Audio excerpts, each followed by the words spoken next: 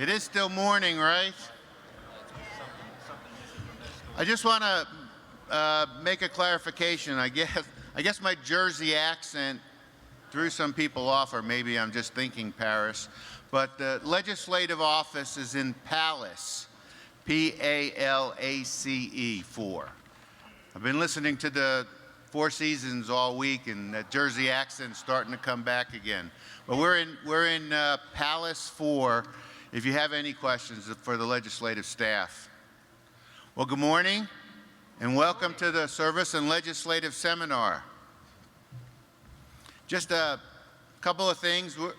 Jim and I are going to be asking the panelists questions, and we've submitted the questions to them beforehand because the whole purpose of this is to try to get answers for our members to questions that are extremely important. So they've been told beforehand what the questions will be so they can be prepared to answer them. And hopefully this will run smoothly. We're getting off to a little bit of a late start, and I apologize. That's my fault. The letter we sent out to the Hill gave the old time, not the new time. But we're all ready, and what I'll do is turn this over to Jim to introduce his panelists. Thank you, Joe.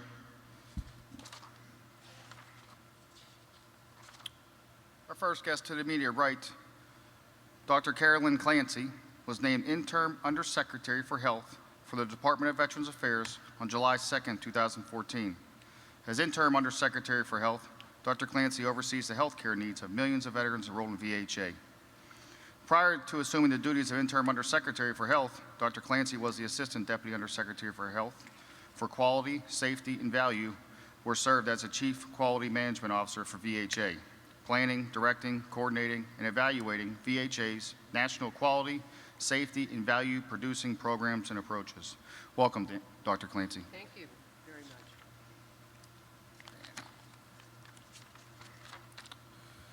To Dr. Clancy's immediate right is Danny Pummel.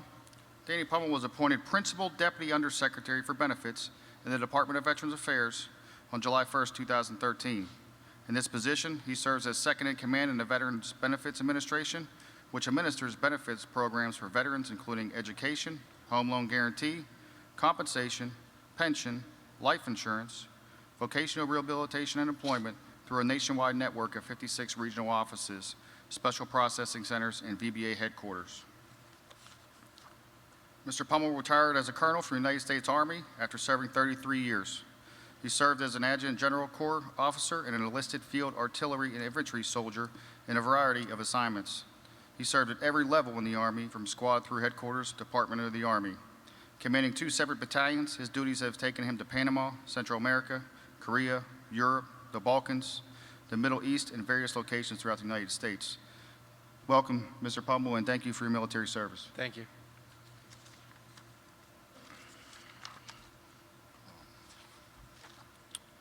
To Mr. Pummel's right, Paul Black.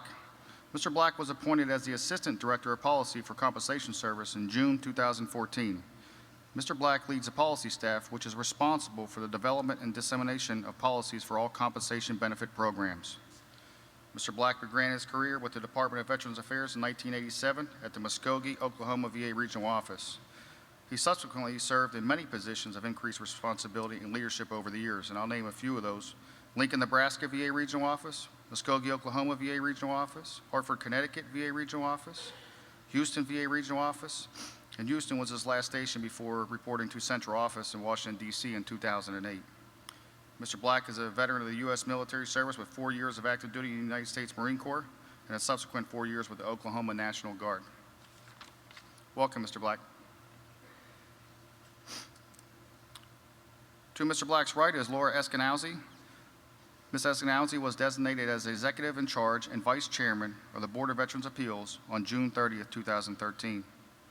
Ms. Eskenazi began her career with the board in January 1996 as a staff attorney. During her nearly 19 years of experience in the Veterans Appeals system, she has been actively involved in the development of the organizational strategy and execution of long-term goals to improve the board's mission of providing timely and quality decisions to our nation's veterans. Ms. Eskenazi lives in Maryland with her husband, a former U.S. Navy Petty Officer, second class, and their 3 sons. Welcome, Laura. I'll turn it over to Joe so he can introduce his guest. Thank you, Jim. To my immediate left is Ann Vallandingham, and she's been a professional staff member of the Senate Veterans Affairs Committee since February 2013.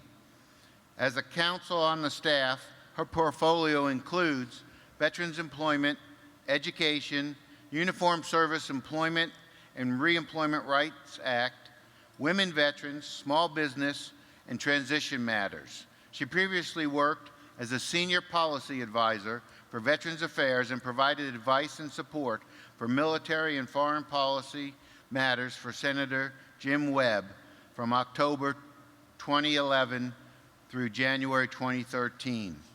Prior to her work with Congress, Ann served on active duty as a United States Navy Judge Advocate. She began her military career serving as a prosecutor in Pensacola, Florida. She then served as the Assistant Staff Judge Advocate on board the USS Constellation and completed a Western Pacific Arabian Gulf deployment in support of Operation Enduring Freedom. After her Warfare Group 4 in Little Creek, Virginia,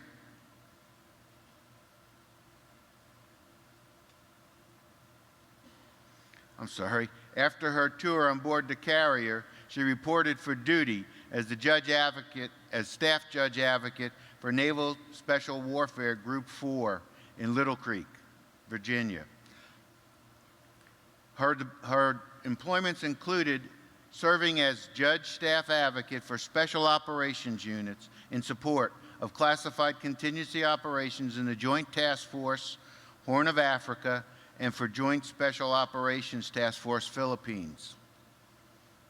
Ann graduated from the University of Maryland with a Bachelor's of Arts degree in journalism, minors in psychology and health, and received her Juris Doctorate from the University of Maryland School of Law in Baltimore, Maryland. She's also a graduate of the Naval War College's Joint Professional Military Education Phase 1. Thank you, Ann. Next to Ann is John McDonald, and he's a professional staff member on the Senate Committee on Veterans Affairs Republican staff. His policy portfolio includes employment, insurance, vocational rehabilitation, cemeteries, small business, housing, and outreach. John has a BS in International and Comparative Politics and a Master's from George Washington University in Legislative Affairs. He is originally from Durham, North Carolina, and currently lives in Cheverly, Maryland. Thank you, John. Next to John is John Clark. John's the Staff Director, Committee on Economic Opportunities of the House Committee on Veterans Affairs. John Clark has been with the House Committee on Veterans Affairs since 2006, working for both the Subcommittee on Economic Opportunity and Subcommittee on Disability Assistance and Memorial Affairs. As the Staff Director of the Subcommittee on Economic Opportunity, his current focus is on oversight and legislation relating to veterans' education and vocational rehabilitation benefits, improving opportunities for veterans-owned small businesses, veterans' employment issues, the Transition Assistance Program, VA's Loan Guarantee Program, and improving accountability for all employees within VA. He has also managed several congressional campaigns and has also served as the committee's press secretary and other various roles. A native of Indianapolis, Indiana, John holds a bachelor's degree in political policy analysis from the School of Public Environmental Affairs at Indiana University in Bloomington. He currently lives with his wife, Ruth Ann, in Washington, D.C. Thank you, John. And next to John is Justin Brown. As the newest staff director on the House Veterans Affairs Committee, Justin Brown operates with strong experience and nearly a decade of veterans-focused experience and advocacy. At age 17, Justin enlisted in the United States Navy in June of 2000 and completed one deployment in support of Operation Southern Watch and 2 deployments in support of Operation Iraqi Freedom.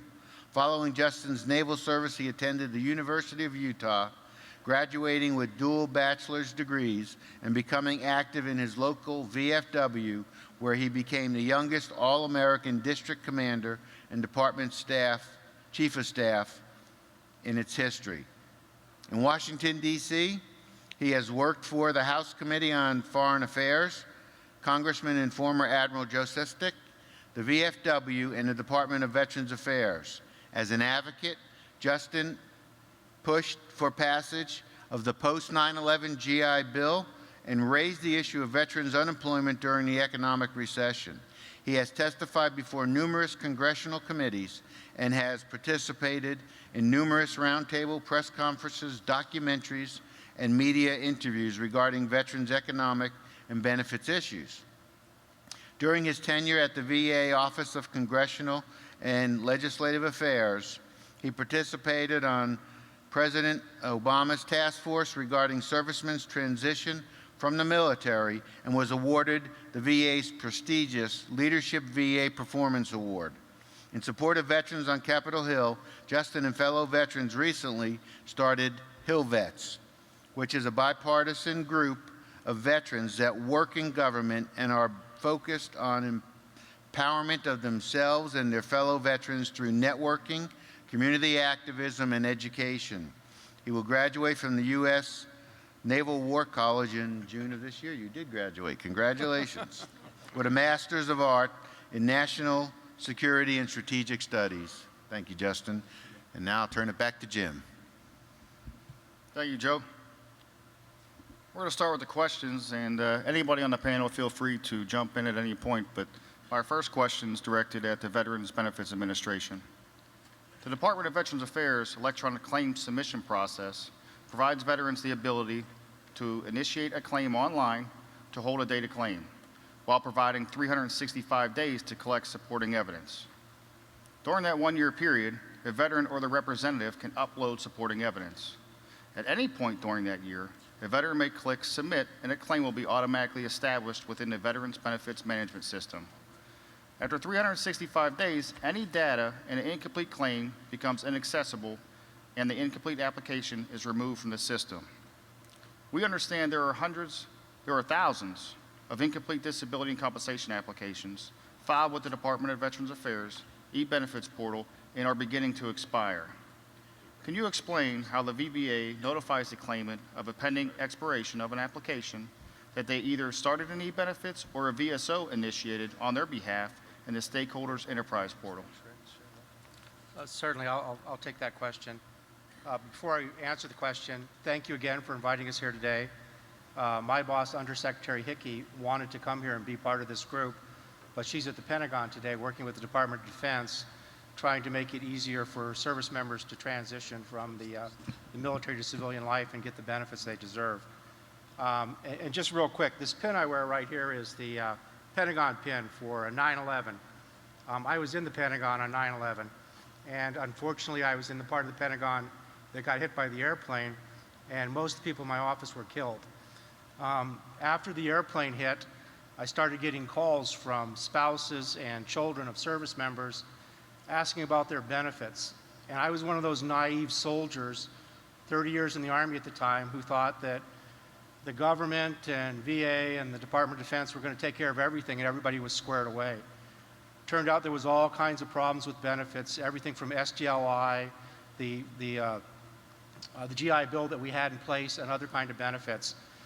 So we started working with the Hill, and we started working particularly with VSOs, and your VSO in particular when I was with the Army, the DAV.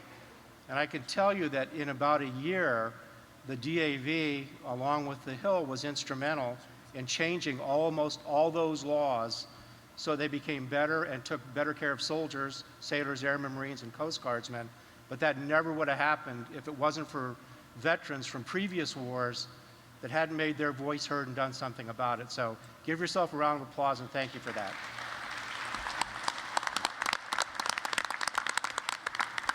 And now I'll answer the question. One of the issues we ran into is we wanted to allow veterans to be able to file a claim electronically.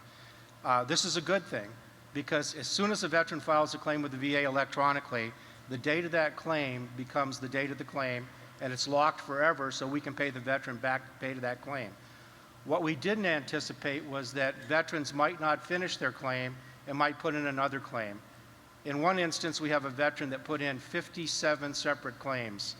And so we have 57 claims that we're looking at, and they all expire 365 days from the date that the veteran put them in. It's kind of like going on Amazon, you order something, you don't finish your order, and you come back to it later. Well, we have the same situation. What we've done is, through working with the VSOs, we've contacted everybody that has a power of attorney, and then all the other veterans to let them know, hey, you know, men and women, you filed a claim with us. It was electronically. You haven't followed up on it. Is this your intent? Would you like to follow up? And so we're manually contacting them at this point. We have worked an electronic fix that will go into place in December so that when your electronic claim starts to expire, we will electronically and through a mail, a letter to the House and to the VSO if they have a power of attorney, send a document to that veteran saying, hey, you got an electronic claim out there. Please come back to us if your intent is to finish the claim.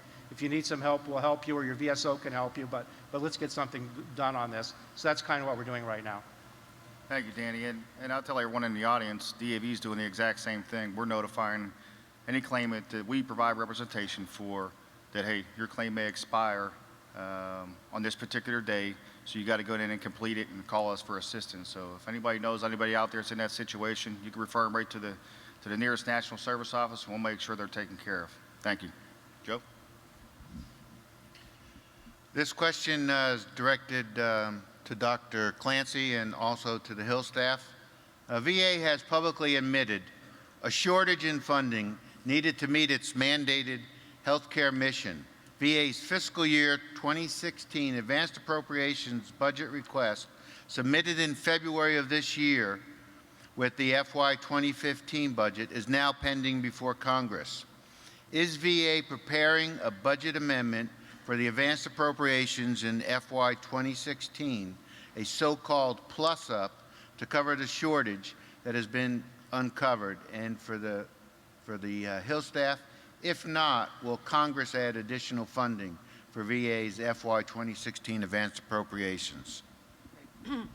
Well, good morning, everyone, and thank you for the question. And again, before answering it, I'd just like to echo my colleagues' sentiments about how thrilled I am to be here, and frankly, how much we appreciate you do for veterans. We simply could not do as well as we do serving veterans without your help, and so it's really an honor to be before you today. I know that you got to hear from our new secretary the other day. I hope you got a sense of the energy and passion behind his willingness to serve at this very interesting moment in our history, and I can tell you it is for real. The emails started coming yesterday morning after he spoke here and visited the facility nearby here and met with some of you Saturday evening. So again, thank you very, very much for being here. I think that you're all well aware that all fiscal year 2016 budget negotiations are embargoed information until the President actually submits a formal request, usually early in February. That would be next February. That said, I think that all of you saw then Acting Secretary Gibson, now Deputy Secretary Gibson, stating that VA needs to shift from managing to a budget. This is what we have, and we're going to do the best with what we have, to actually budgeting to meet the needs of actual veterans. The phenomenal opportunity we have before us, thanks very, very much to your help and the help of many others, as well as our colleagues on the Hill, to actually begin to expand our services, to reduce waiting times as rapidly as possible, and to make sure that all veterans, wherever they come in for care, get access in a timely way to high-quality, safe care, regardless of where it is that they come and seek that assistance, means that we are going to be acutely conscious of what we need to build that capacity and where it is most usefully targeted. So that will be reflected in the next budget request.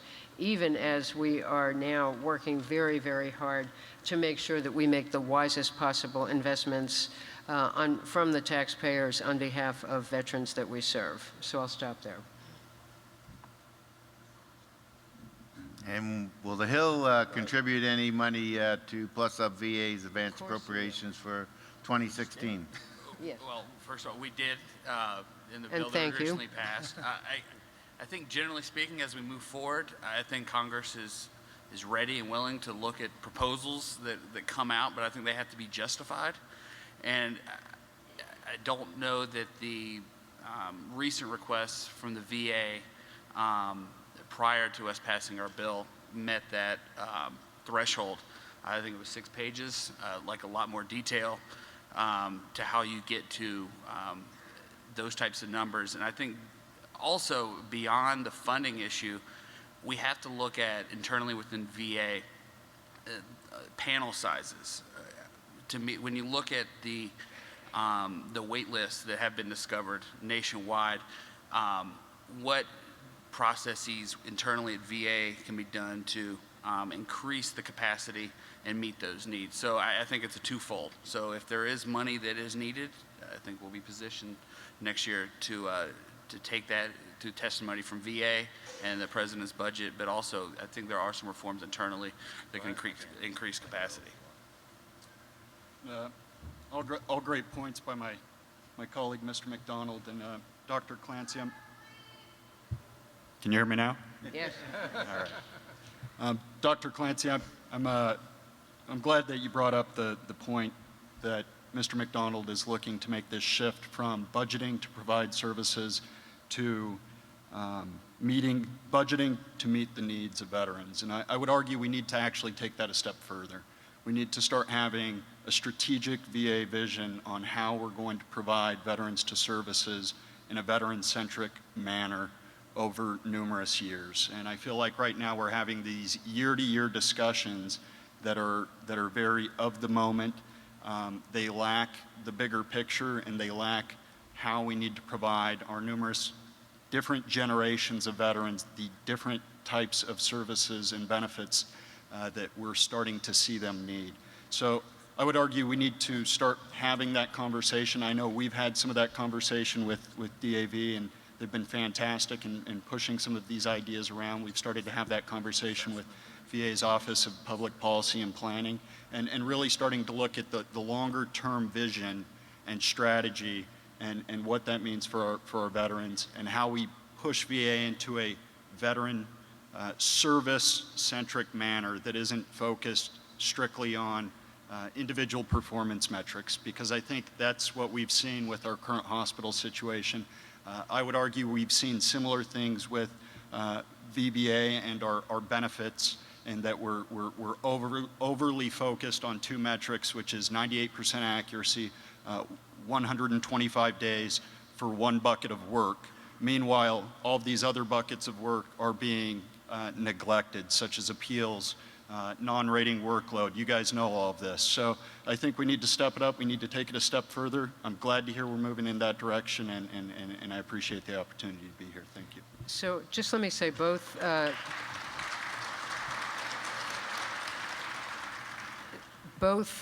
terrific comments, and we would welcome that opportunity. And as we speak, our colleagues in VHA and our colleagues in the Office of Public Policy are right now sorting through a lot of all the provisions in the bill to make sure that we make the most of this opportunity on behalf of veterans. You are completely correct. Success is not some quantitative performance metric. It's actually meeting the needs of veterans right now and into the future, and anticipating what the next needs are going to be. You know, almost 20 years ago, this system went through a big transformation from one that really focused on hospitals. Hospitals are hugely important, but also recognized that there were so many services that were being provided in the outpatient area. Hence, we had the creation of integrated service networks and so forth. I think that we're on the cusp of another transformation that actually gets to how do we make this not only veteran-centered, but actually veteran-driven. So hopefully, as much as possible, is organized around the individual veterans' needs and preferences rather than figuring out how can they navigate what can sometimes be a maze of our system. But we would welcome the ongoing dialogue, and that's very high on our list going forward. Thank you, Joe. Thank you, Dr. Clancy, for your nice comments there. Just first, speaking on behalf of Chairman Jeff Miller, thank you very much for inviting us to testify today and to talk about the issue. I want to speak just briefly about the bill that we just passed that was signed by the President on Thursday. It provided $5 billion to the VA for hiring more doctors, infrastructure, and that was a big chunk of the $17.6 billion request that I guess was a request that the President put forward. Congress's problem, and this is, speaking personally, this is our issue. The budget that they submit every year is 1,300 pages. It's like this. It's huge. We receive 6 pages of information for the $17.6 billion. And that's, as John was commenting, is our struggle. Every year, every Congress, we have the Secretary come up, testifies, and says, it's every question, the members, do you have what you need? Mr. Secretary, do you have what you need? The answer is, oh yes, absolutely, we have what we need. And now we get a $17 billion request later that we've now seen that there's issues, and it was uncovered at a Senate committee hearing that they're still using the same model that gave them the money that they had before. And that is our concern. The model that gave you, that left you short $17 billion, is the same model that you're using now after it's been in media and the press and in congressional hearings and all these different things have become, where did that come from? So that is our struggle right now. We put $5 billion in the bill, which I know that the Secretary is going to use wisely. We're going to be watching very, very closely to make sure you're using that correctly. Good. But, that was $5 billion on the credit card. I mean, that was not offsetted, nothing like that. So we're really looking for accountability. We want to make sure that the money that we provide is out there. And to answer the original question, if money is going to be submitted in the next advanced appropriation, if there's going to be a plus up, they're going to need to justify it, and it's going to need more. It's going to need more than 6 pages to justify that. Message heard. All right. Next question is for our BVA representative, Board of Veterans Appeals representative Laura. Claimants currently have 3 hearing options before the Board of Veterans Appeals: an in-person hearing in Washington, D.C., a traveling board hearing in person, hearing before a member of the Board of Veterans Appeals, or a video conference hearing. Can you explain the differences in grant rates and the difference in wait times for each of these options? Thank you. Is this one? Good morning, everyone. First of all, I share my colleagues in thanking you all for the opportunity to be here today to speak with you, particularly on matters related to appeals. Appeals is an area that is much more complex and leads to many, many questions. So I hope that I'm able to offer you some information today that will help you have some clarity on some of these points. One thing that I would like to say, because there's been some general concern that there's a rise in appeals in the department. And when you look at the rate of appeals that has taken place over the past 15 to 20 years, the average rate of appeal has held fairly steady between 11 and 12%. And so that rate has remained steady. However, 11 to 12% of claims decisions. So as VBA is achieving great successes in deciding more claims than ever, 1.17 million last year, versus perhaps 700,000 or 800,000 about 10 years ago, that 11-12% is a higher numerical value, 11 to 12% of 1.17 million versus 11% of 700,000. So there's a higher volume pushing through the department. At my office, the Board of Veterans Appeals, our mission has remained constant since the board was established in 1933 by executive order. And the board's mission is to hold hearings and to issue timely appeals decisions. The board has changed quite dramatically since that time. When the board was first set up, there were 12 members. Today, we are authorized up to 78 veterans law judges, and we currently have 64 on staff with 4 pending at the White House, because those positions are appointed by the Secretary with approval of the President. When you turn to hearings, which is the subject of the question, it's important to first understand that hearings are an option that every veteran or appellant has in their appeal. It's not a requirement, but it's an option that appellants may elect. And presently, there are 3 different types of hearings if you do choose to elect a hearing. There is the traditional travel board hearing, and that's what we call the type of hearing where a judge travels from Washington to one of the regional offices for a week at a time to hold face-to-face hearings. There's also the hearings at central office, which is available for veterans who wish to travel to Washington, and that is at their own expense, and to meet with a judge in our offices in Washington. And the final option is a video conference hearing. And that's where the veteran and the representative can sit at the regional office and through video technology hold a hearing with a judge who stays seated in Washington, D.C. Video hearings have really come a long way. I remember when we first started these in the 90s, and we were using old tube televisions to see the video. We were recording by tape cassettes, and the quality was not nearly what it is today. Today we have state-of-the-art technology. Everything is digitized. The recordings are digitized. And it's important to understand that in video hearings, the video portion is not recorded. That's simply the portal to see the individual and, if necessary, even zoom in on a document or a piece of evidence, because the technology is that good. The recording for all types of hearings is the same, and that's a recording of the sound through our digital audio technology.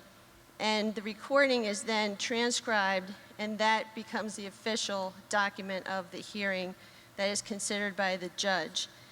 In terms of the differences in the outcomes for the types of hearings, there really is no statistical disposition or difference in the final disposition.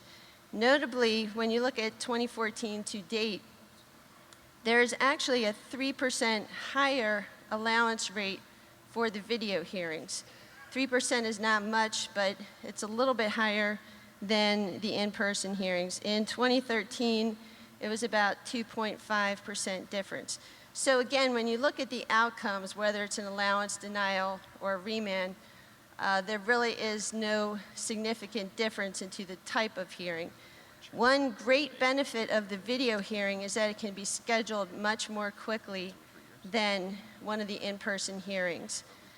The past few years, the time saved for video hearings is on average 100 days of wait time saved.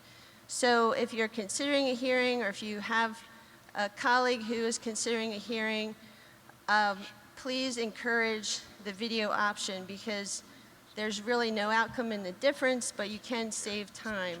Obviously, for the travel hearings, it's pretty resource intensive to have a judge travel, and in some cases, our judges can only reach a station once or twice a year at best. But video, we can schedule throughout the year. So I hope that that provides you some useful information, and again, go video. Thank you. Hey, Jim, is there any way we can just make a quick comment? Absolutely. Definitely. Just on the note of appeals, I just wanted to bring up the fact that one of the things we've been working on this Congress is looking for ways to provide veterans with more choices.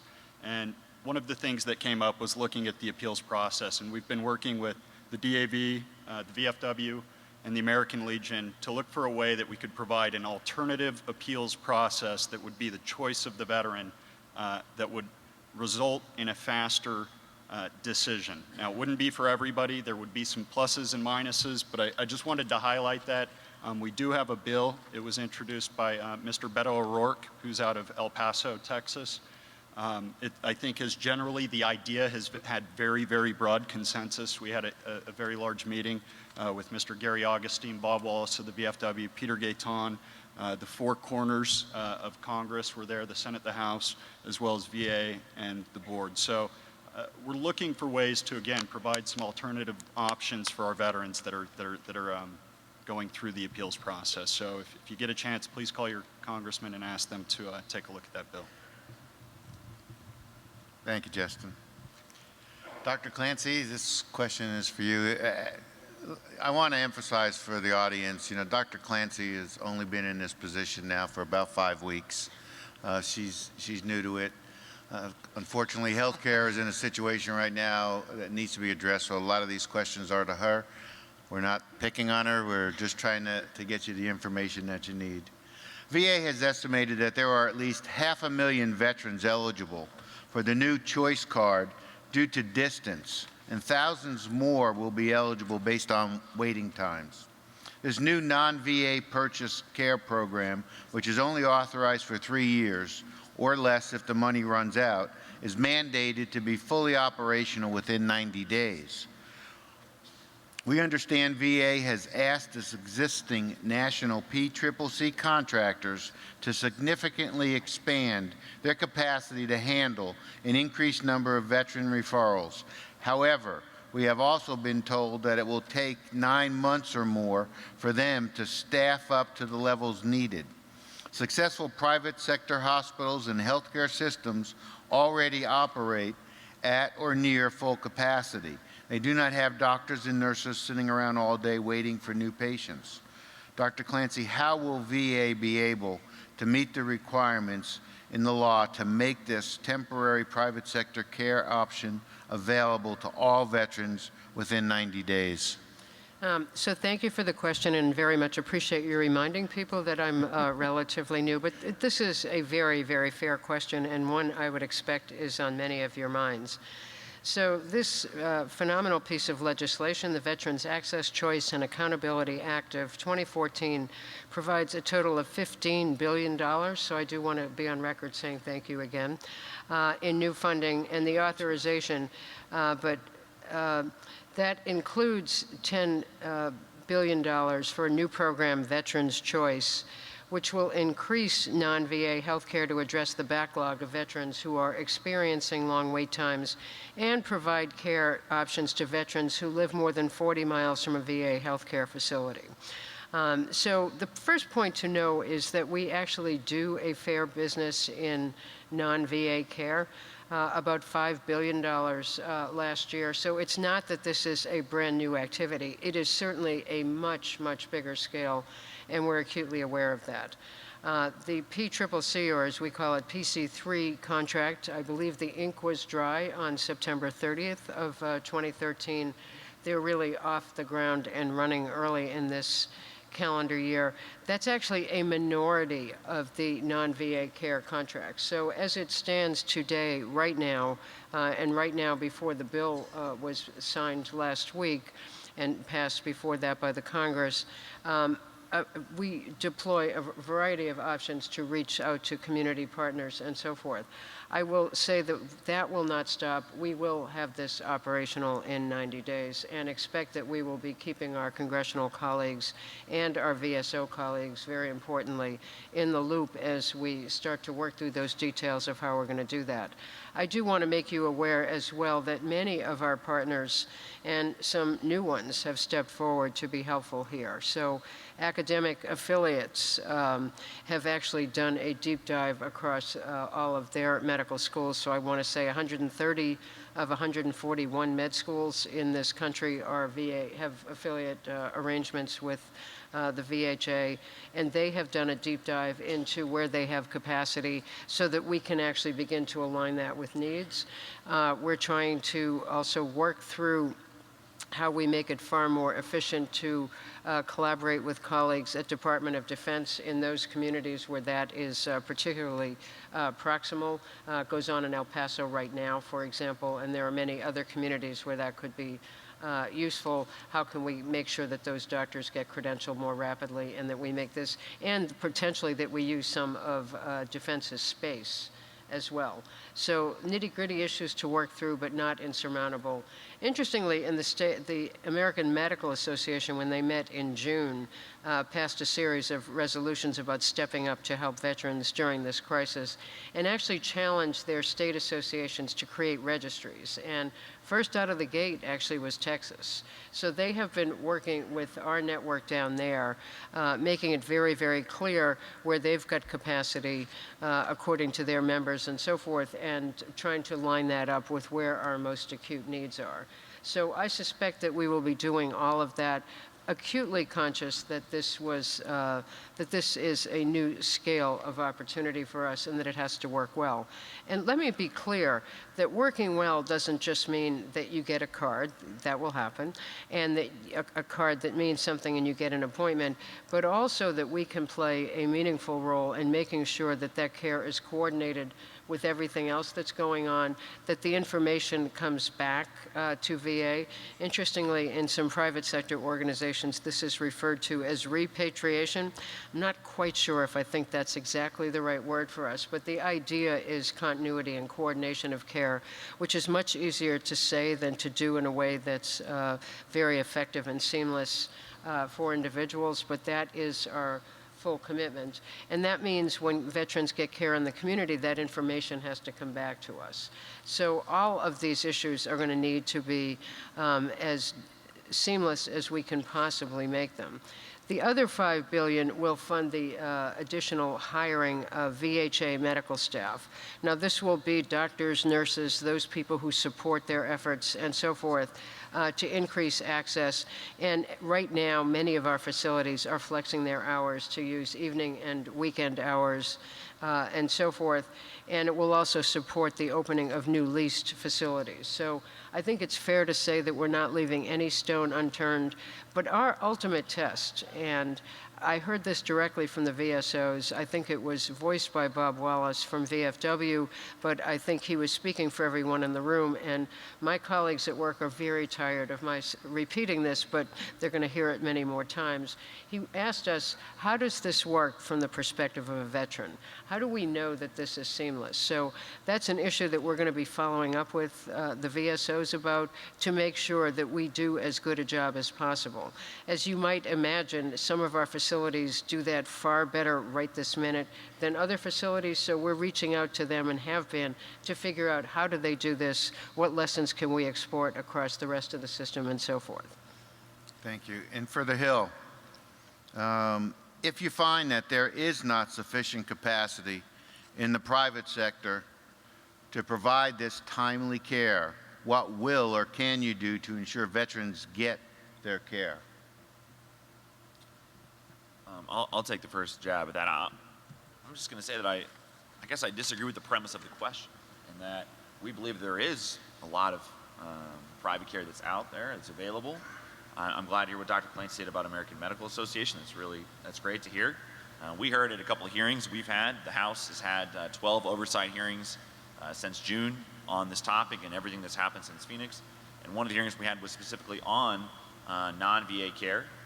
And we've had dozens and dozens of calls from providers and medical facilities across the nation that say, we want to help veterans. We want to be there for you.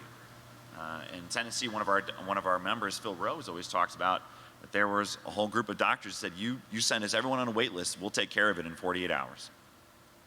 No questions asked. For free. So I think there's a need that will do that. You hear that, Tennessee? Make sure they do Absolutely. Absolutely. Phil Roke, give him a call. I would also say that there's an issue of productivity that we think my health colleagues would say. Brad Winstrup from Ohio has talked about this a lot as well in our committee. He's a doctor himself, and he talks to some of his friends and colleagues that are working in the VA, and they say, well, we see 2 or 3 patients a day, where in the private sector they see 7 or 8 or 9 patients a day. So that's the kind of thing that needs to be addressed. And you know, we can't legislate that. There's something that has to be looked at. And the one piece that's in the legislation, I meant to talk about it earlier, is not only do we provide short-term solutions with the $5 billion and the choice card, but there's also the congressional committee and the assessment of VA. It's a long-term independent assessment of where is VA healthcare right now, what can we make improvements to, how can we improve quality of services, big picture issues. So there's going to be an independent assessment, and then following that, there's also a congressional commission that's chartered by the bill that would do that as well. So we see that as, let's take a look at what is the big picture, wait for that to come back, deal with some of the productivity issues, and that's going to give us a real picture of how to, put patient-centric things moving forward. So just a brief comment. Representative Wenstrup has been very, very helpful, and I know a number of my colleagues have briefed him and others on the committee about how we are assessing productivity. Sometimes when you hear that doctors see what sounds like a small number of patients a day, that can mean a number of different things. It may mean that they only work part of the time. It could mean that they go pretty slowly. It could mean that they saw particularly high-need patients on a given day, and it could mean that we're not staffed to support them to be as efficient as some of their colleagues in the private sector could be. We're welcome and open to hearing all those answers, and frankly, welcoming a lot of the independent assessments. I think many of you heard Secretary McDonald announce the other day that we are going to have the Joint Commission taking an independent look at the scheduling and access, including patient flow. Not just did you get this one appointment, but did the handoffs occur the way they're supposed to? Are people leaving the ERs because they've been waiting too long to be seen, and so forth? So we're welcoming that because we want to step up to this challenge and, again, do our utmost to provide the best possible care to veterans across the system. Sure. Just make a comment as well, and it's more to your point of sufficient capacity. And I'm going to give you 11 states: Nevada, Connecticut, Utah, Idaho, New Hampshire, Montana, Delaware, Rhode Island, Wyoming, North Dakota, and Vermont. Those are all states that don't have a national VA cemetery. So when we talk about sufficient capacity, I think we also have to see the bigger picture. And there are currently 131 national cemeteries. Those 11 states don't have one. I can add Maine to the list and say they don't have an active national cemetery. Now, we have a bill that would look to address this. It was actually introduced by Rep. Dina Titus, who represents the Strip right here. I'm also from Utah, so it's largely a Western issue, some of those northeastern states as well. And we're of the belief that every veteran from every state should have the opportunity to be buried in a national VA cemetery.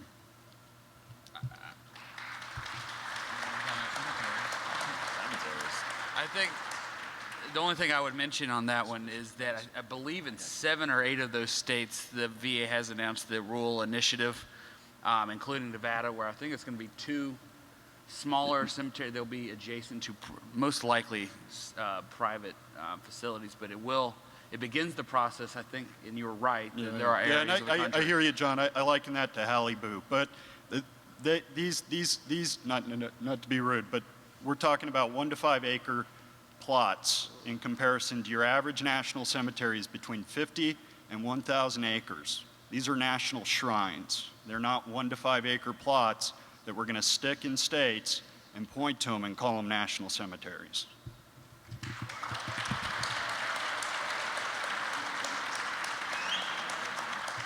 As a follow-up to my last question to the congressional staff, our work at DAV over the past several months has been consumed by seemingly endless crisis at VA, first in healthcare and now in the benefits area. I'd like to ask the Capitol Hill staff to comment on what has happened from your point of view, and if possible, tell our audience what you foresee for VA in the future. I'll take that to start off. First of all, I think the last couple of months have been heartbreaking. It's been hard. It's been heartbreaking. It's sad to see a system that we all love and care for. I'm sorry. There we go. Yeah, they are. Thank you. I was saying that it's heartbreaking. The last couple months have been heartbreaking. While issues in Phoenix were first brought to light at House hearings and through, I will say, some very courageous whistleblowers that brought forth some issues, we're still seeing, I think all of us were shocked to see that it grow throughout the nation. As a result, you've seen a bipartisan focus. Justin and my bosses and all of us have really, all our bosses have really tried to look at the issues and see how to make improvements. It's sad but not surprising. I mean, everyone in this room, I mean, going back to 2009, we knew about wait lists. Wait lists were brought up by the IG in 2009 and 10. We had hearings after hearings after hearings. And it's sad that I think it took the media and the White House and others in VA to finally realize they had a crisis on their hands. And that was the saddest thing about it. We've received hundreds of calls from veterans across the nation talking about issues, benefits related, healthcare related, just about everything. And it's sad that, you know, all these issues were kind of ignored. As I said earlier, we've had 12 hearings since June on this issue, and we'll continue to have these issues. We just passed a very large bill, as we were talking about earlier, that I think gives VA the money they need as a down payment to start fixing some of the issues. I want to commend VA for the efforts that they've done on terms of wait lists and getting people off those wait lists as quickly as possible. It was sad that it took, you know, a story on CNN for them to do that, but they've made the real stretch there. I'll also say, from our perspective, it comes down to accountability. And it was unfortunate that too many, as we're going to see as the IG reports continue to come out, that too many senior managers saw this golden ticket as a way to reduce wait times as their way to get bonuses. People were getting $15,000, $20,000 bonuses, and it's now we've seen manipulating the data to get there. So there has to be true accountability within the VA. If there's people that manipulated wait times and falsified data, and I know that Dr. Clancy agrees with me on this, they need to be held accountable. If their criminal charges are warranted, they need to be charged. They need to be prosecuted to the fullest extent of the law. The sad thing for us is that we started learning the VA to these issues almost a year ago, and it still takes too long to fire someone. There's all the government hoops that they have to go through, all of these issues, and I'm glad the legislation is going to fix that and help some of these people in these situations. Too often we've seen where the VA is focused on the system and not the veteran. And I know that Dr. Clancy and folks are going to, new secretary, I hope, is going to change that. As my boss has said before, the veteran is sacred, the VA is not.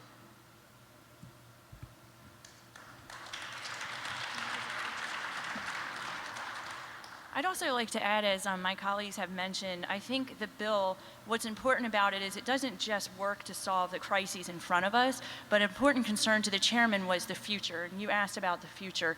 And this bill is comprehensive, looking at the crises now, but also so we can be proactive and go forward and create a system that truly does serve that veteran, and is a very comprehensive approach to looking at what are the issues, how do we go about collaboration and building the relationships that are important to ensure, again, that we are proactive and truly serving that veteran.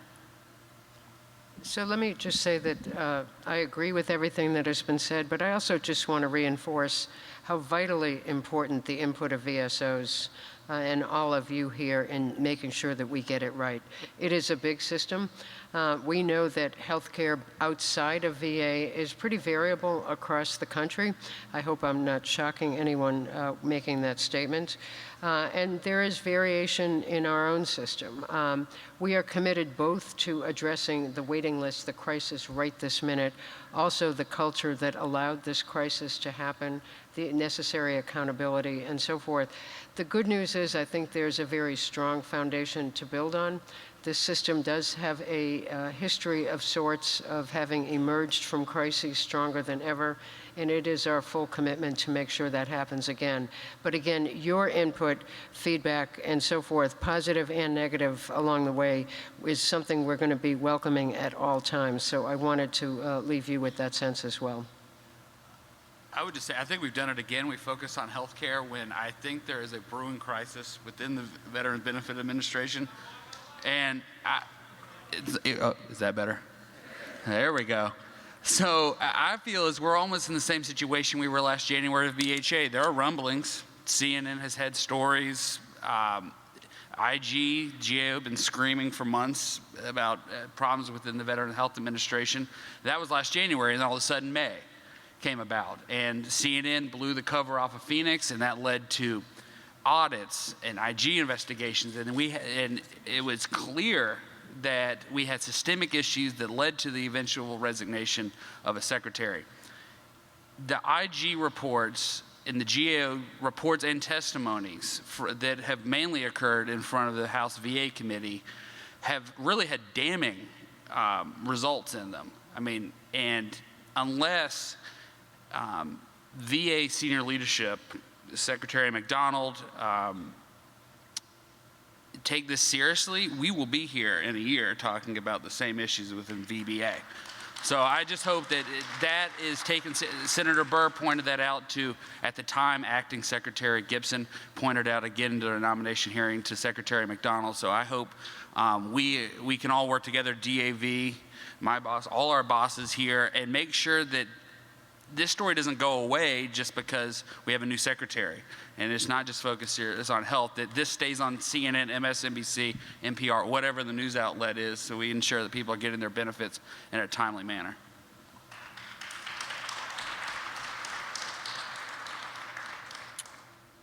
My next question is for Dr. Clancy. We continue to get reports from our members that VA physicians refuse to complete disability benefit questionnaires, which we have been told by VBA they are necessary for expedited claims processing and to fully develop claims. Can you explain the recent VHA disability benefit questionnaire referral clinic policy regarding completion of DBQs? The VA physicians are required to complete them. What can a claimant do when confronted with a refusal? Thank you for the question. First, what we struggle to do is to strike a fair balance between timely access to primary care and the provision of disability examinations in support of veterans' claims. So there's the issue of having the most qualified physician fill in that questionnaire. Some specialty exams and DBQs are better performed for veterans by specialists such as initial traumatic brain injury and audiology. And there are exceptions as well for mental health treating providers who are discouraged from actually doing the DBQs themselves to preserve the therapeutic relationship that they have with a veteran. If a veteran requests to have their questionnaire completed by his or her treating provider, these clinicians are encouraged, if unable to complete it all themselves, to provide a very smooth transition to the C&P service, that is to say, the DBQ referral clinic. This service can assist the VHA treating providers and the veteran by completing that questionnaire or schedule the veteran directly into the C&P clinic for an exam. This is an area where one of my colleagues has been pretty relentless working to make sure that we can iron out as many wrinkles and work very seamlessly with our colleagues in VBA. That doesn't mean that we are completely done. The current turnaround times for C&P exams is 23 days. Allowing for reasonable accommodations to support FDC claims, and importantly, allow primary care clinicians to focus on health care. So if you've got one of these questionnaires to fill in, we want to make sure that the most qualified expert is actually providing the information to that so that your claim can be most suitably addressed. Has there been any discussion about, I just want to follow up on this one, the actual referral clinics? I know you say they're encouraged to complete the DBQ, but if a veteran's confronted with a refusal, what advice can you give them to try to get that issue resolved? The first piece of advice is we'd like to hear about it. If the answer is no, I don't want to, without a referral or a handoff to someone else who could be more helpful. The second is to then ask the next question, still let us know about it, by the way, but to ask the question, well, who else can help me then? You're giving someone the benefit of the doubt there for about 2 nanoseconds that maybe they forgot that part of their, or the next sentence to say, you know, these are the folks who can help you. So don't let the moment go, but we really would like to be hearing about it if people are not doing that. And I'll just leave it at that. Jim, can I ask a quick follow-up question of Dr. Clancy? Obviously, we just spent a lot more money on expanding contract health care. What guidance and information is being provided to these contract clinicians in regards to filling out these DBQs? So right now, my best understanding is that we have a mix of some clinicians working under contract to do that and some who actually are employees of VHA. To give you a truly informed answer, I'd need to follow up with you, and I'd be happy to do that. That'd be great. Dr. Clancy again. Some members of Congress, newspaper editors, and others have suggested that VA should be downsized, that VA has grown too large and unwieldy. In effect, the VA in its current state is unmanageable. Others have said VA should return to its roots, meaning VA should care for only war-wounded and service-connected veterans. Dr. Clancy, in your opinion, should VA healthcare return to the pre-1996 eligibility standards, and what might that mean for quality, safety, and preventative care for our DAV members who need and use VA? So it is a fair and good question. It's a very, very large system, which is another way of saying, to take my colleague's point, there is a very large group of veterans to whom we have a sacred commitment to provide timely access to high-quality care. Our roots, and we see the sign certainly at central office every morning and in just about every website that we have, are to care for those who shall have borne the battle. The sign out front actually says him, but we know that that is outdated. I've noticed that Secretary McDonald immediately flipped to say those. We can have a discussion later about whether it should be those or him or her, but something we're very sensitive about. But that means that our charge is to provide comprehensive care to veterans. That is our commitment. That's what we're about. That's what we hold most important. The healthcare landscape is becoming increasingly complex, and those who want to continue to compete actually have to think about meeting the needs of an aging population, taking advantage of new technologies without cluttering the landscape with technologies that just don't work, and at the same time balancing that with the human touch. So for example, telehealth and virtual care, if you will, by video or other means, works extremely well in some situations, and in other situations feels like a watered-down version of what you'd rather get in person, and that's where we need feedback from veterans to make sure that we're getting the right balance. Our challenges, and this is really exciting, but can be challenging as well, is not only to accomplish these goals, but also to meet the sets of unique needs that span generations that have faithfully served our nation. So I think it's self-evident that the needs of a relatively small number of World War II veterans, like my father before he passed away, are very, very different than the needs of younger veterans. We have many more women veterans to serve right now, so that's a different sort of balance and so forth. So the specialty care systems such as spinal cord injury systems, the blind rehab centers, and the polytrauma centers simply don't exist in private healthcare today. And for the most part, neither does a truly integrated mental health system. In many states, it's actually very hard to integrate primary and mental health care because of existing state laws in the same way that VA can do that. When priorities appear to conflict or resources become scarce, there should be and there is no ambiguity about what are our foundational needs. Our core priority is basic, safe, high-quality care. In other words, the right care for the right person at the right time, every time. It's the every time that is actually the biggest stretch there, but I think probably the most important. Some people call this highly reliable care. No matter where you go to get care, you know it will be high quality.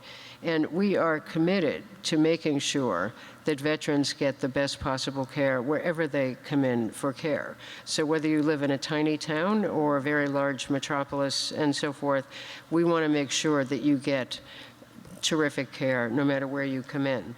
Congress obviously is part of this picture. The VSOs are a very, very important part of this picture. DAV has a lot of boots on the ground, does a huge amount of work in transportation and helping veterans with some very unique challenges, manage other parts of their lives, as well as give us very, very vital feedback to make sure that we're getting it right. So I think I will stop there, but it's a very, very good question. And would congressional guests like to comment? Sure, I'll get to the heart of the question, which was, has VA moved away from its roots? And we believe that they have. While we believe ancillary issues are important, the VA must always focus on patient-centered care, especially for those that are service-connected. I don't really believe that the chairman or our members believe that the system is too big or unmanageable. It's just been mismanaged. Dr. Dave, the Inspector General, recently said in one of our hearings that VHA has lost sight of its focus. And I think that's a larger issue. And I think Dr. Clancy would agree that they need to focus more on patient care. Dr. Kaiser, former Undersecretary of Healthcare, recently wrote in New England Journal of Medicine that VHA central office staff has grown from 800 in the mid-90s to nearly 11,000 in 2012. 800 to 11,000.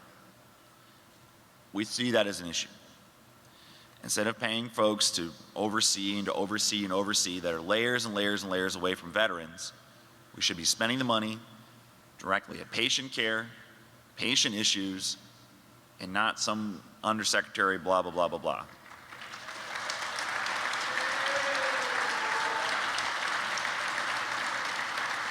And looking at the future, that's a key point or a key provision of the access bill that we passed last week, is looking at an independent assessment to come in and say, hey, VA, you're doing this the wrong way, or VA, you're doing this the right way. We're going to, there's plenty of things VA does really, really well. Dr. Clancy highlighted them. The spinal cord, the mental health care, if you can get in, and all these issues. When you get into the health care, it's great for the most part. Getting in is the problem. Instead of spending money on millions of dollars of bureaucrats, and you spend money on patients.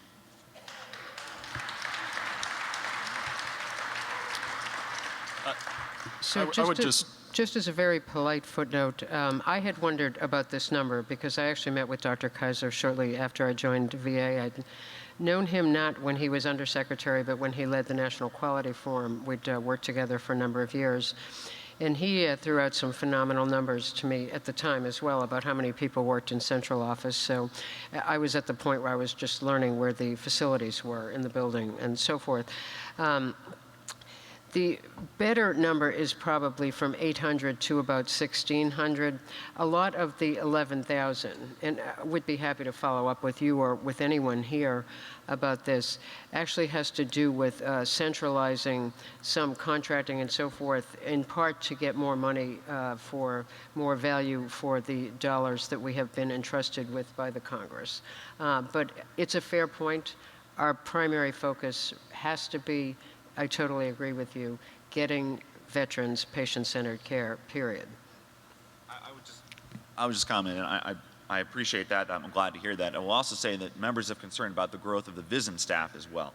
It's not just the headquarters staff, it's the VISN staff that was envisioned to have 20 or 30 people, and now we're seeing much, much more growth, and I appreciate the comment. I would just add a few things. I think it's important to throw in historical context. We didn't just arrive at the VA that we have today. It's been layered year over year over year over year with new programs, new ideas, restructuring, reshifting. And that's not necessarily a bad thing, but what it has created is a very complex VA. And in moving forward and kind of getting back to what I think we were discussing on the front end is I think we need to do a better job of identifying what are the services we provide, what are the services our veterans want and need, and how do we build a vision and then a strategy around those services to best deliver customer-centric care to our nation's veterans. And I think some of that will lead to reorganizing and making clearer lines to help our nation's vets. And I think that we can do some of that, and I look forward to working with you guys. Couldn't agree more. I mean, organizational complexity is something that I guess is a feature of modern life, perhaps. But the ultimate question isn't what does the organization look like? It's what is the care like for the veteran? What is the experience of care that the veteran has, whether they're going outside of the system for care, whether they're getting it inside, and so forth. That is going to be a very, very high priority for us. And in fact, we have already begun to do a little bit of work with the VSOs on this and want to continue to do more of that because you all get very, very trusted kind of direct, candid feedback that sometimes we get and sometimes not so much. We want to hear all of it so that we can continue to do better. And I would agree with that, but I think it's larger than just healthcare. It's consolidated. It's benefits, it's cemetery services. I think we first need to answer the questions. What are the services that we want to provide? Then we build a strategy based on that, and based on that strategy, that flows down into how we're organized and providing Agreed. the best services to our veterans in a consolidated manner. Agree.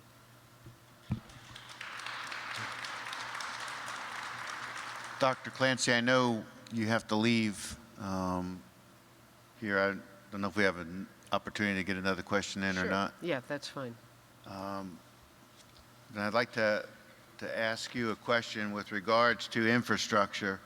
Continues to be a major and unaddressed problem. VA facilities are on average 60 years old, and many, probably most, are badly in need of repairs, updating, and or replacement. VA itself has identified the need for over $60 billion in infrastructure improvements over the next 10 years. But annually, VA only proposes that Congress fund about 1/4 of its needs, and Congress has not added to that amount despite pleas from DAV and other national veteran service organizations. You are not responsible for anything that has occurred before you obtained your current position at VA, but I'd like to ask you how VA can succeed as a modern, safe, and efficient healthcare system without addressing its needs to adequately maintain and update existing healthcare facilities? Really, really great question. So there are a number of factors that affect the amount requested annually. Obviously, the funding amount has to be executable by VHA within a budget year, so we try to prioritize those infrastructure improvements that have been logically planned, designed, and phased to be executed. And by the way, that won't have an impact on the safety of healthcare, because that's actually very, very important. And, you know, it's important that we are realistic about the time frame that it's going to take to do any kinds of improvements. So that means at every medical center, there has to be a balance between making necessary infrastructure improvements without negatively impacting ongoing patient care. That is the highest priority. Renovations, in my humble opinion, are always a wonderful idea, hopefully for other people, not where I live or work. But, you know, they're difficult. They can interfere with patient flow and so forth. So that's always very much squarely in our vision.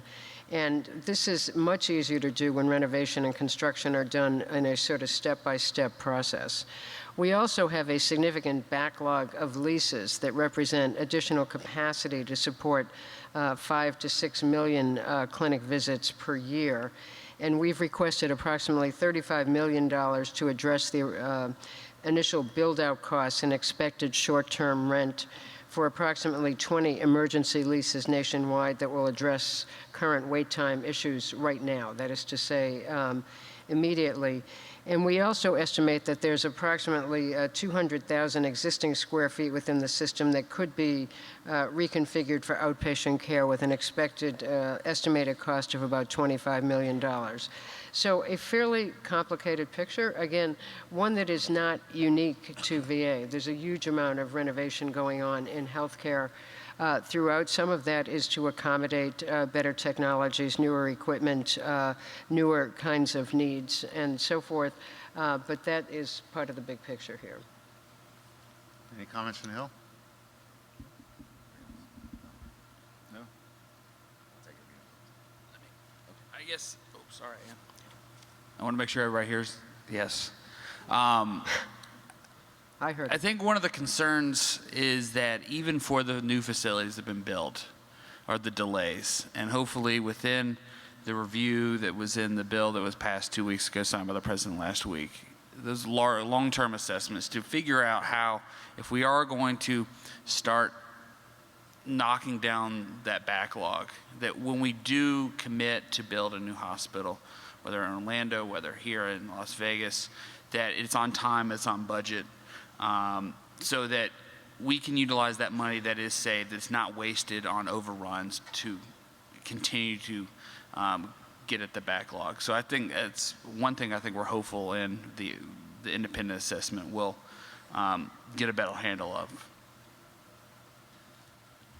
I would just comment and echo what John was saying, that we really hope the new leadership team puts a real focus on construction, and when they commit to building a hospital, that it doesn't take 10 years, that it doesn't go over and over. I mean, the Orlando hospital is unfortunately a perfect example of issues. The contractor's fighting with the VA. The VA says the contractor was wrong. The hospital is, you know, it's a mess. It's still taking forever. You know, we've seen that it takes months and months and months beyond budget, and that's we're hoping the new leadership team can really put a focus on that. We put $5 billion in the bill recently to do non-recurring maintenance and construction. We believe there's a lot of facilities that are very old that need to be updated. Or I guess we're just skeptical that VA has the current experience and knowledge in order to do that efficiently.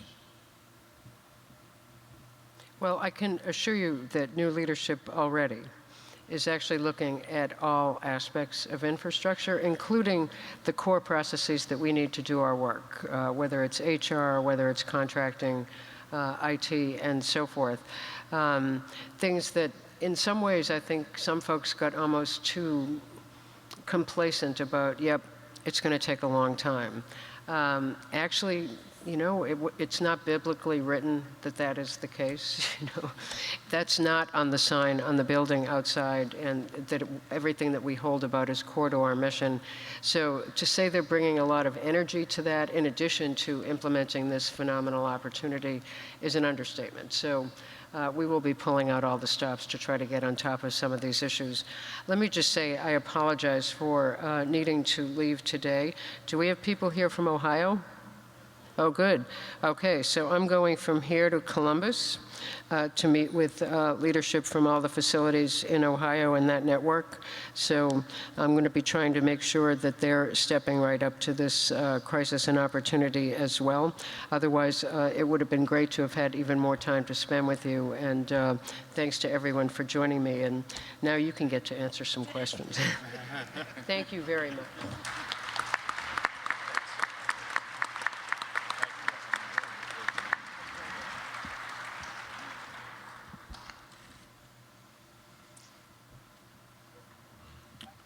All right, the next question is for the Veterans Benefits Administration. There are approximately 250,000 claims for dependency allowance pending, and in some locations, a claimant could wait up to 2 years for a decision. We understand VBA has developed a plan to address the backlog of dependency claims. Can you explain the details of this plan, and where do we stand today with the backlog? And a claim for dependency allowance could be a claim to add a dependent, to remove a dependent. So please. Okay, first of all, there's two kind of claims in VA. There's the regular claim that y'all have for compensation, and that I have, and then there's the non-rating workload that includes dependency claims, education, home loans, things like that. The first claims, the casualty claims, compensation claims, they're hard, they're complex. They take a long time to do, and you know what? They should, because the answer that a veteran gets on those claims should be right, it should be accurate, and we should get that veteran and their family everything they deserve the first time. Probably,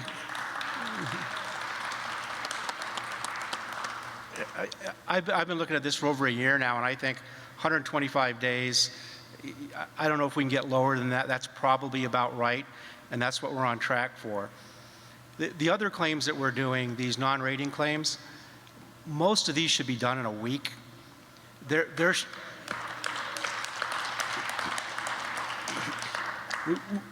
I very rarely agree with all the people, everything the legislative panel says, but I will agree, we need to do that faster, we need to do that better, we need to do that more accurately.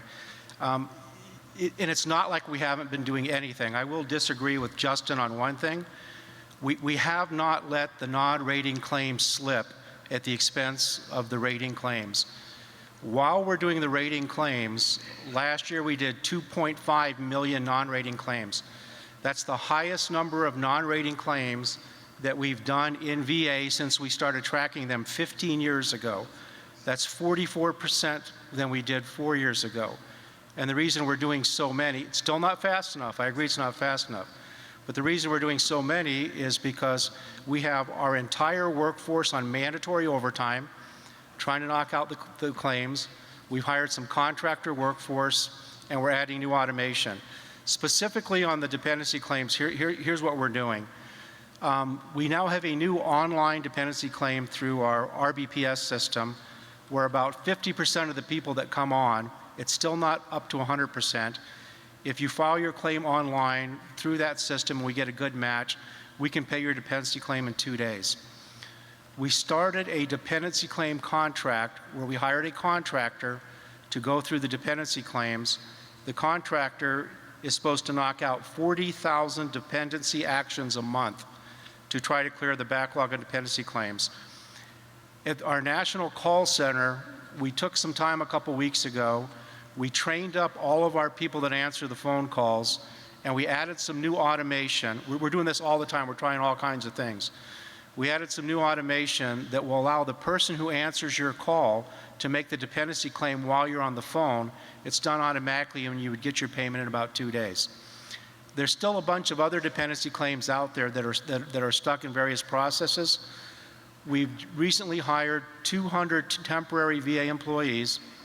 They're being trained right now, and the only thing they're going to do is dependency claims.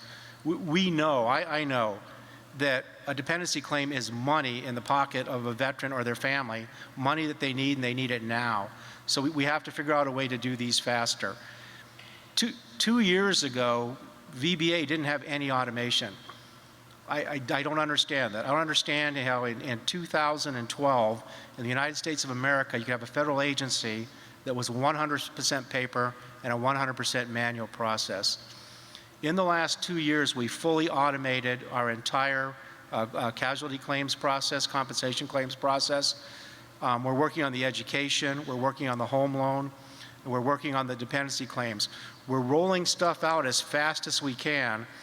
The dependency claims that we just rolled out would have been done quicker, but we rolled it out so fast there was a glitch in the software. We had to pull it back, correct that glitch, and roll it out again. That doesn't mean we don't stop trying. We got to keep trying.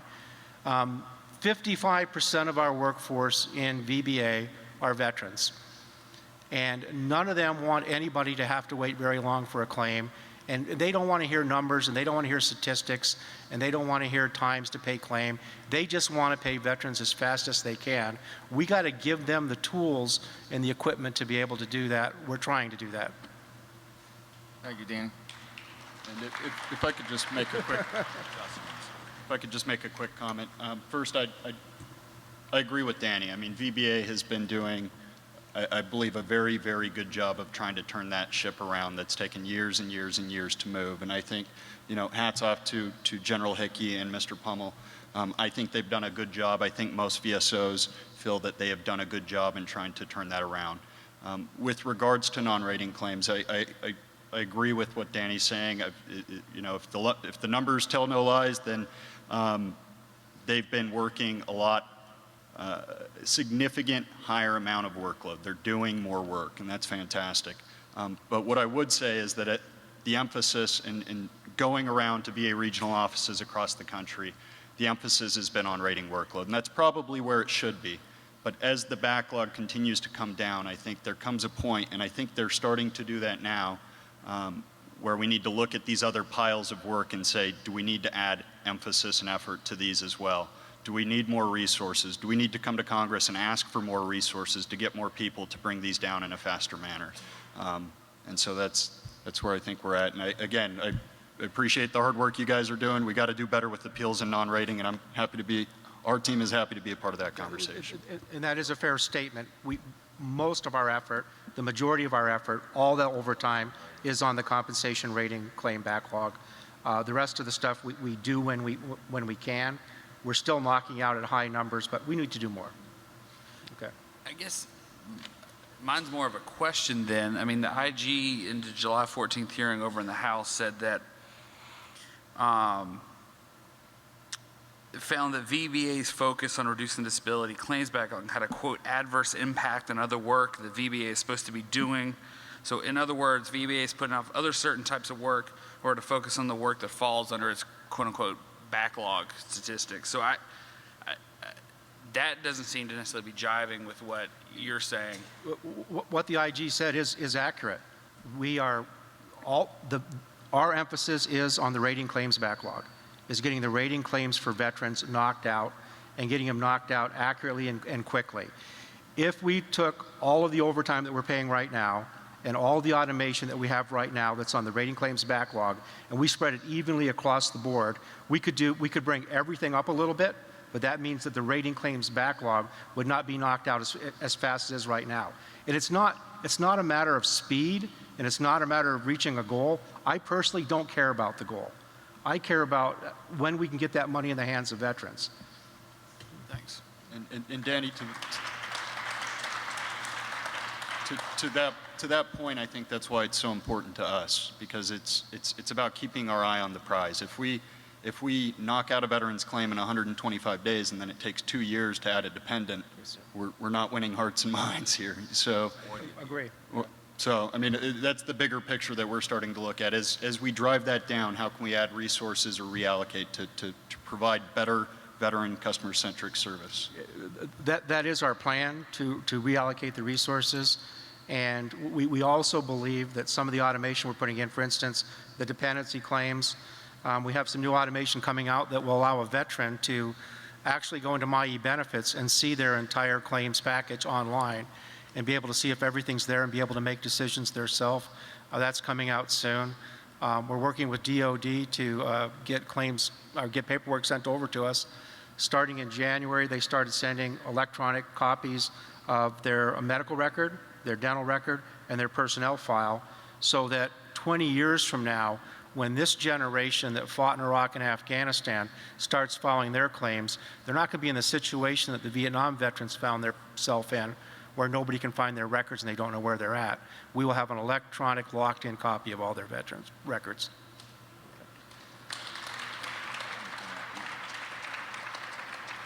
Just want to comment on a couple of things that were said. I mean, I think the rules-based decision for dependency claims has been going very well. We're getting some claims done in 15 minutes for dependency allowance, and I think that's very, very important. And Justin, you talked about, how long it takes to get 125 days and then 2 years for a dependency claim.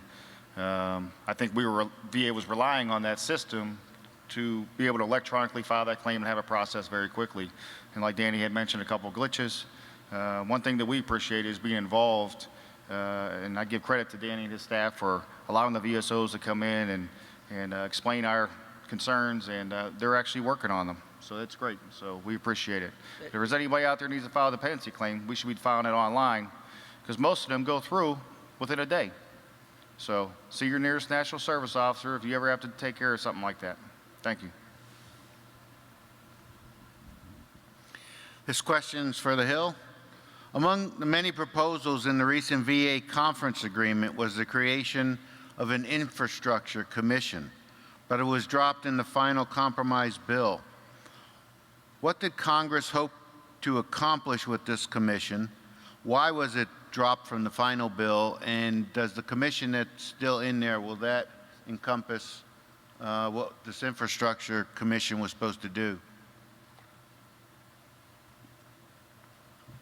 I'll admit that I'm not as familiar with the infrastructure commission that you're talking about. I know that there's an independent assessment that's required as part of the bill that's going to look at infrastructure. That's very important. We know there's a lot of facilities out there that are they're falling down. They need to be improved on. I think the question that the independent assessment is going to do is it the best to invest building and making an old building better? Or is it to build a new building? Is it to let those veterans go out into the private sector and get their care? I mean, these are larger questions that need to be asked. But as part of the independent assessment as well, we're going to have a congressional commission after their report is due that's going to review it.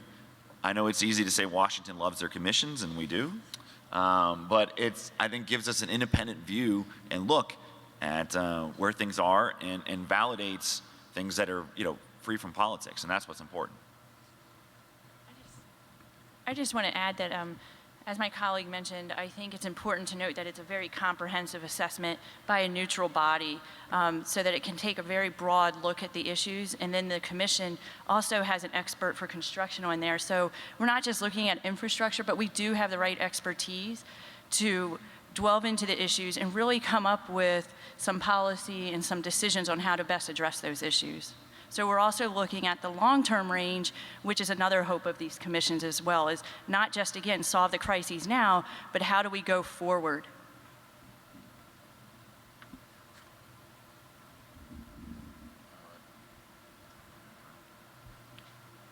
This question is for Laura. In July, it was reported there were over 38,000 pending appeals at the Board of Veterans' Appeals. As the appeals backlog is on a steady increase, we understand there are current discussions underway in determining how to properly address the appeals backlog. Can you explain to our audience what steps you are taking to address the backlog of appeals? Yes, thank you. First of all, I just want to not make any assumptions that everybody fully understands this very unique appeals process. So I just want to briefly go over a couple of points I think are very important to understand. As I stated earlier, the board was established in 1933. That was the beginning of the Veterans Appeals process in the department. And since that time, there have been many different processes sort of added on to the process, and it's really kind of evolved over time, really for the benefit of the veteran in terms of ensuring that there is solid due process at every step along the way. Prior to 1989, the process ended within the department. So once my office, the Board of Veterans' Appeals, issued a decision, that was the end. There was no place to challenge that decision. And around that time, the United States Court of Appeals for Veterans Claims was established. And that has really been a transformative moment in the appeals process, because you already had a process that was designed with a number of steps within the department. Many of the appeals processing steps start in VBA, and then the board issues the final decision on behalf of the secretary for appeals that reach our level. We handle about half of the appeals that are initially filed. And now you have a process where if you're not happy with the board's decision, veterans can appeal to the Veterans Court, to the Federal Circuit, and we've even had a few cases that have made their way to the United States Supreme Court. So lots of opportunity to challenge. Another unique feature of this process is that while an appeal travels along the way, the record remains open. And not only does the record remain open for any submissions that an appellant may wish to provide, but VA has a continuing duty to assist veterans in ensuring that each look at that appeal is based on the most current nature of the medical records. And since we're dealing primarily in medical disabilities and most people receive ongoing care, so you have a process that's moving along the different steps with new evidence coming in and an obligation by the department to ensure that what's in the record actually represents the current state of that disability. And that is very unique to any type of appeals process. I'm not aware of any other process that has that type of feature. And I think that's important to understand. Also at the board, the standard that we're looking at is considered de novo. In other words, unlike most appellate courts, the board does not look back on that first decision and assess, was this a correct decision or an incorrect decision, and reverse. Rather, the board is looking at everything in the record that's there now, ensuring the record is complete, and then making a fresh decision. So again, very, very unique feature, and really lots of due process that has resulted in more benefits to veterans than ever in the appeals process. When you look at the board's dispositions today compared to the early 90s, there are many less denials. We used to issue about 60% of denials back then, and that number is much smaller. In terms of volume, I spoke earlier about the rate of appeal, which has held steady at about 11% of claims decisions being appealed. And the board receives about half of those appeals. The inventory at the board is presently 38,000 appeals, and that is actually down from this time last summer, where the board had an inventory of nearly 47,000 appeals. So we have decreased our current inventory, yet we know that there is so much in the pipeline coming our way that it's sort of a false success, because we know more is coming. We get appeals in every day, and we know there's a lot in the pipeline. When you look at that process that I described, most of it is set in law. It's set in statutes that have been put in place over various periods of time. Yes? And one of the things I really would like to commend DAV, particularly Gary Augustine and his team, is taking the lead at pulling together a number of stakeholders, VSO groups and the department, and this was referenced by Justin Brown earlier, in coming together and talking about this process and saying, look, here's what we have today. What can we all, as a group, agree upon that may offer veterans choices in a faster route to an appeal, but yet, again, something that maintains the veteran's best interest, because this ultimately has to be for the veteran, and it has to be a system that gives people a voice and gives people a correct decision. And so I thank Gary Augustine and his team for initiating that dialogue. I think we've had a lot of great progress in those forums, and we're hoping that we can keep that traction moving forward, so that if there's things in the process that take a long time, perhaps we can look at other ways that would give veterans choices in a different type of a process. So I'm really thankful again for DAV's leading that effort and for VA's ability to participate. In the meantime, in the process that we have, we're also continuing to look constantly at what can we improve. At the Board of Veterans Appeals, we have, over the past year, tried to instill somewhat of a culture change among our attorneys and judges in the way that we do our work product.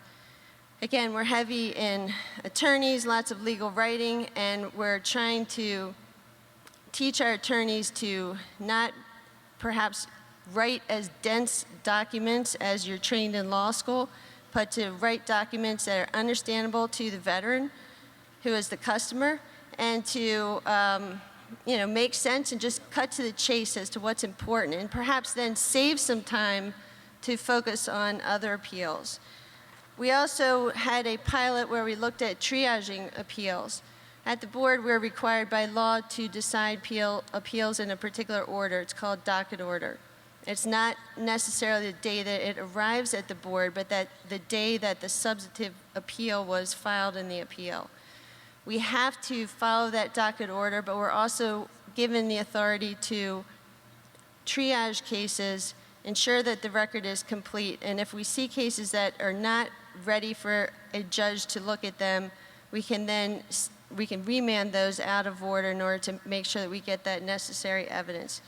We're always doing training. We do internal training at the board constantly, and we've been working with VHA, with the Disability and Medical Assessment Office, DMA, on the legal requirements that we need them to focus on in the medical opinions and exams, and we're also involved in the DBQ process so that we get the right type of medical products so that when we get these appeals, we can decide them. We're also training with VBA. This year, many of you may have seen this, we frequently, when our judges go out to regional offices, we used to send attorneys with them to assist with the hearings. We've changed that focus this year, and the attorney's now primary purpose of going out to the field is to assist in matters of training. And they particularly will look at areas that have led to perhaps increased remands in that station and try to have a dialogue with the staff to explain why we're getting additional remands and what some nuances of the law and perhaps help reduce the churn in that area. The board is using VBMS. It's a smaller portion of our inventory right now. We're still mostly heavily paper, and we have the ability to work appeals in VBMS. But the next step is to not just work those appeals, but ensure that we have the tools in that system that can take away manual processes that certainly can be automated. So we've been working hard advocating on IT funding and the ability to move out in the future years with the type of specifics that we need in VBMS to be most efficient with appeals.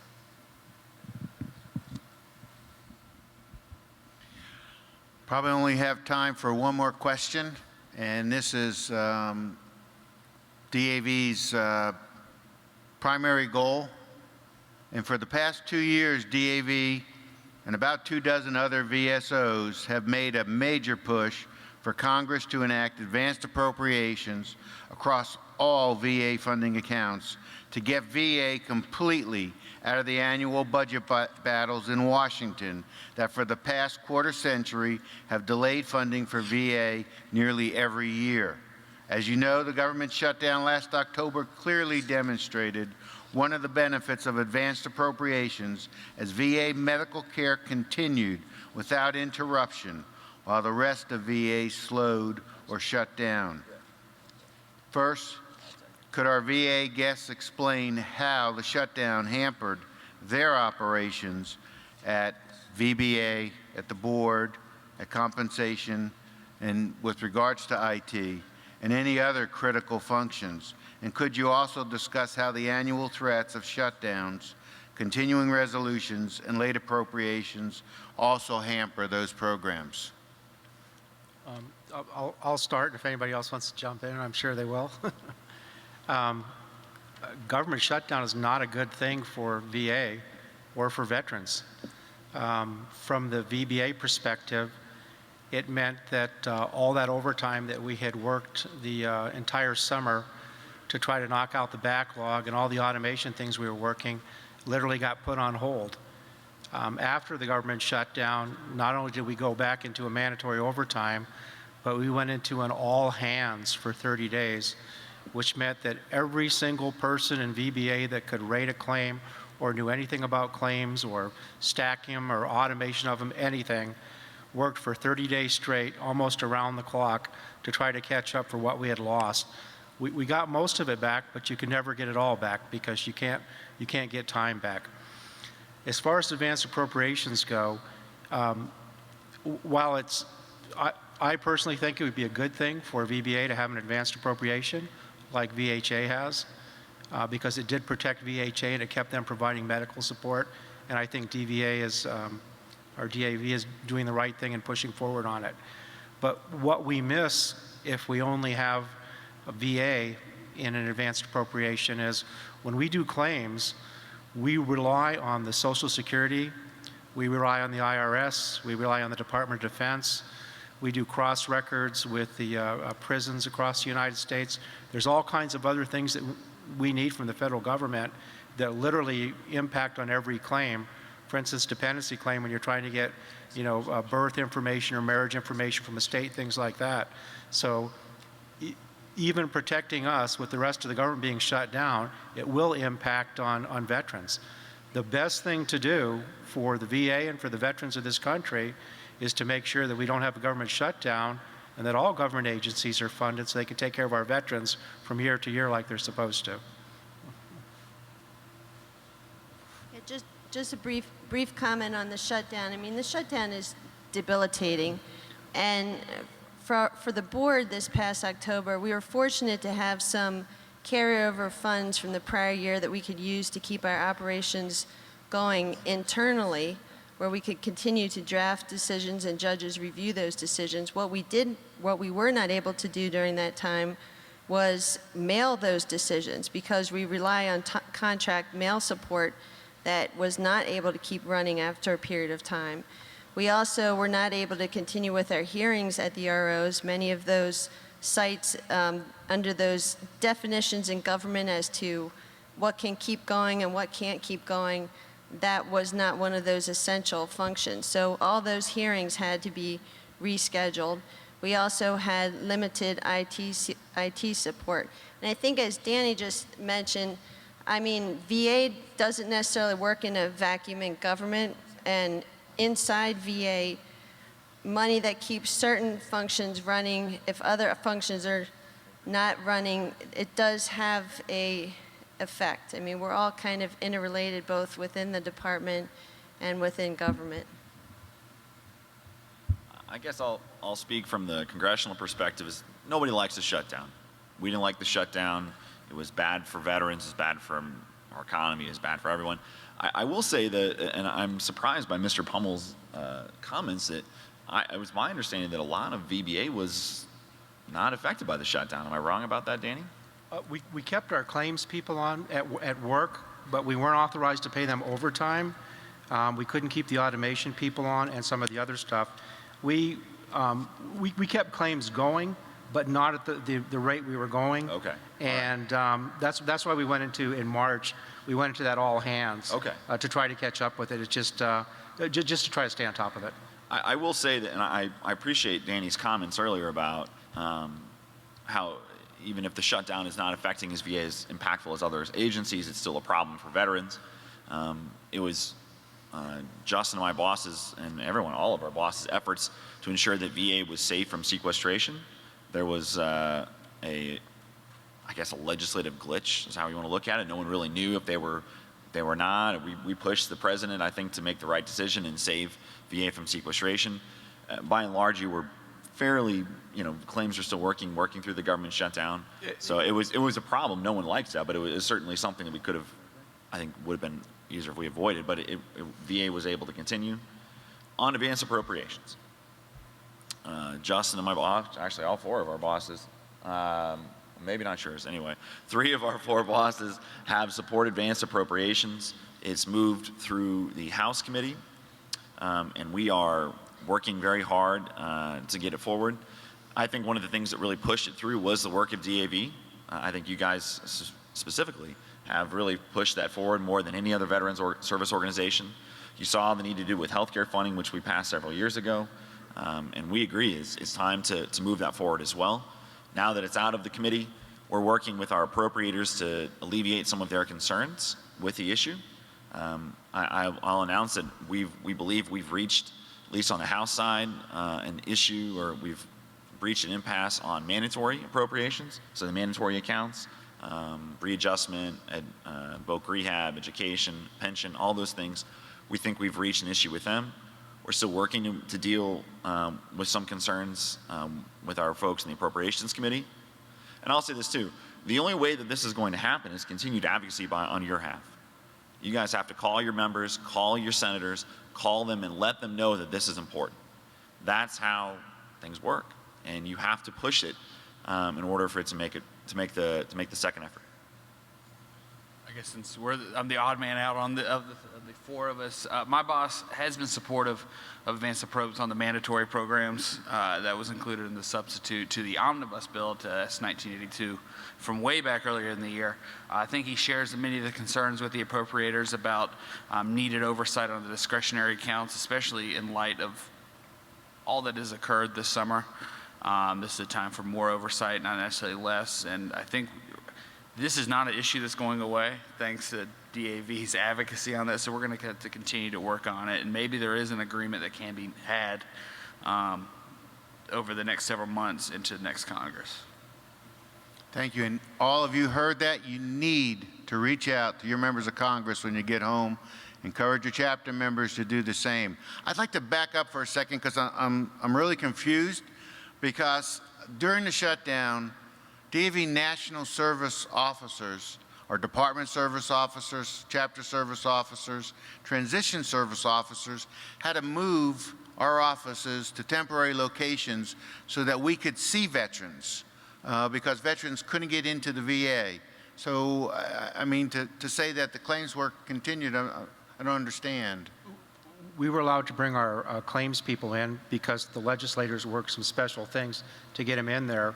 But most of our offices are in federal buildings, and that's where the whole federal government has to be tied in. We don't control access to the buildings, the security to the buildings, the parking and all those kind of things. And it was just that we couldn't let people that weren't the credentialed VA people, specifically the claims people by the law, allowed into the building, so it cost us a little bit of a jam. But I know you worked in the parking lots, and we were running paperwork back and forth out there. It was a good partnership. It worked. We got through it, but it would be great if we didn't have to do that. Well, our time is up. I want to thank our guests for coming in from Washington, D.C., and for taking the time to be with us to talk about some of these tough questions.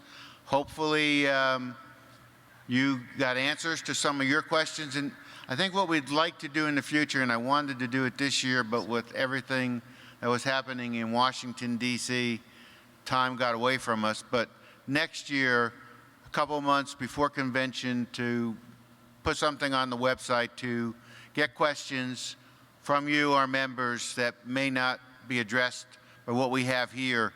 Again, we'd like to get these questions to our guests beforehand so that they can see it. So hopefully we can make that happen next year, maybe get some input from the membership on questions that we may not have thought about. So again, thank you for coming. Thank you to our guests, and have a great convention.